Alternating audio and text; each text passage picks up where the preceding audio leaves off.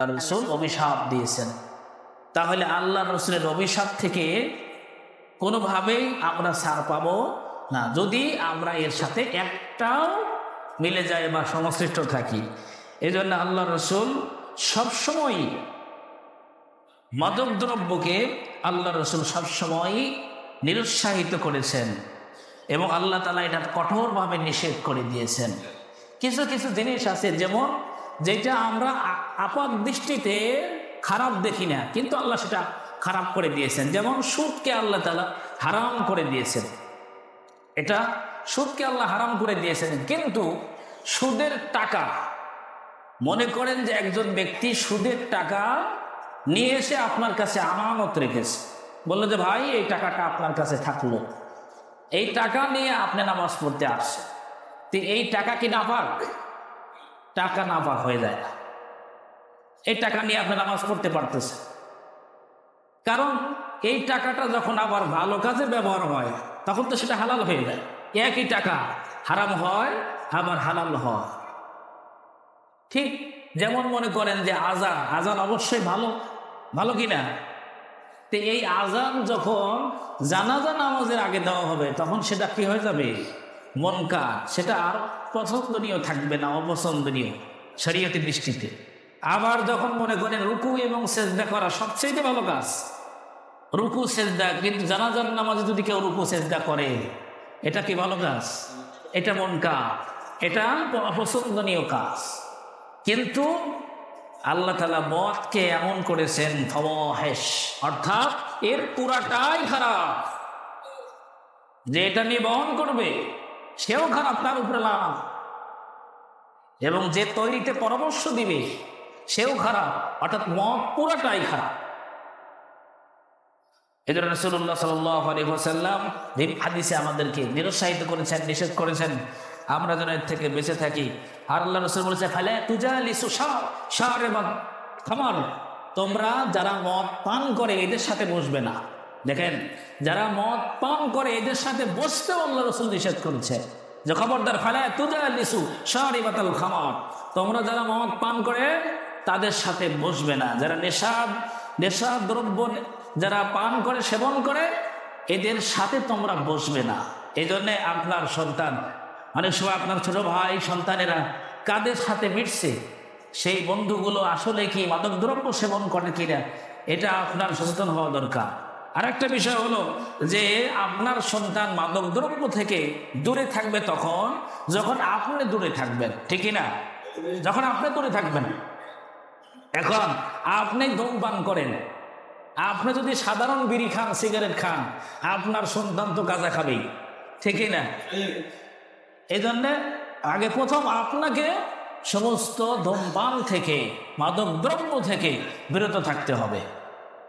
এজন্য যারা মুসল্লি আছেন, আমি আপনাদের কাছে রিকোয়েস্ট করি যে এই মুসল্লি যারা আছেন, যারা নামাজ আদায় করেন, এই মহল্লার যারা আছেন, আজকে থেকে আপনারা ধূমপান যদিও করেন, ধূমপান আপনারা আজ থেকে বাদ দিবেন।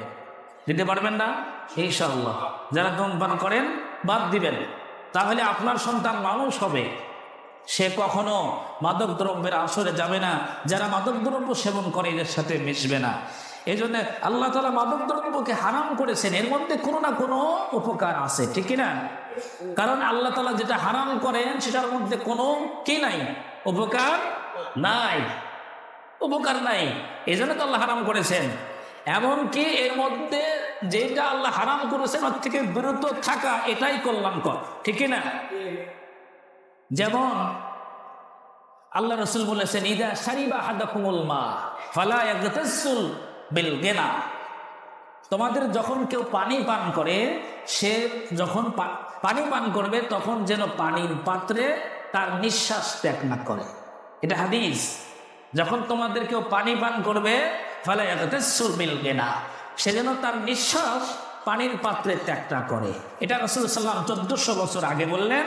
এখন মেডিকেল সায়েন্স প্রমাণ করছে আমরা শরীর থেকে কার্বন ডাই অক্সাইড ত্যাগ করি এবং অক্সিজেন গ্রহণ করি। যখন নিঃশ্বাস আমরা ত্যাগ করব পানির পাত্রে, কার্বন ডাই অক্সাইড যেটা শরীরের জন্য বিষ, কার্বন ডাই অক্সাইড এটা পানির মধ্যে মিশে আমার যখন পান করব তখন শরীরে আমাদের শরীরে লিভারে বিষ প্রবেশ করবে। এই জন্য আল্লাহ রাসূল নিষেধ করেছেন। এটা এখন মেডিকেল সায়েন্স প্রমাণ করছে। এই জন্য প্রত্যেকটা বিধান আল্লাহ রাসূল যা করেছেন, আল্লাহ তাআলা যা বলেছেন, প্রত্যেকটা আমাদের জন্য কল্যাণকর।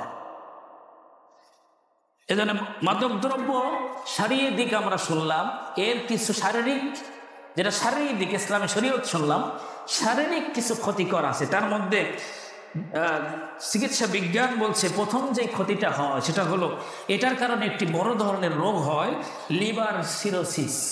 যে রোগের নাম লিভার সিরোসিস। যারা মাদকদ্রব্য সেবন করে তাদের লিভারটা শক্ত হয়ে যায়, তাদের লিভারটা শক্ত হয়ে যায়, এটা সাধারণভাবে কাজ করে না।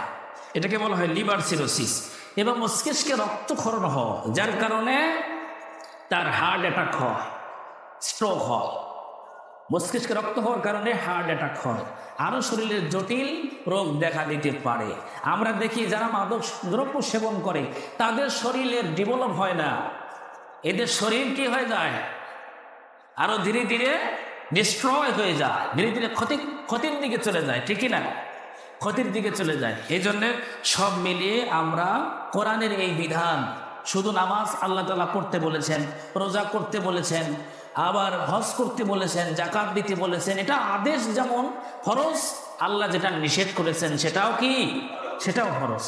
এজন্য আল্লাহ বলছে যে ইয়া আইয়ুহাল্লাযীনা আমানু ইন্নামাল খামরু ওয়াল মাইসির, খবরদার তোমরা মদ জুয়া এগুলা দিকে তোমরা যাবে না, এবং সম্পূর্ণভাবে হারাম, ফাজতানিবুহু, সম্পূর্ণভাবে নিষেধ করা হলো, হারাম করা হলো। যদি তোমরা মেনে চলো, লাআল্লাকুম তুফলিহুন, তোমাদের জন্য আখিরাতে এবং দুনিয়াতে উভয় জগতেই কিছু কল্যাণ আছে। আল্লাহ তাআলা আমাদেরকে সঠিকটা বোঝার তৌফিক দান করুন, আমিন। আসসালামু আলাইকুম ওয়া রাহমাতুল্লাহি ওয়া বারাকাতুহু।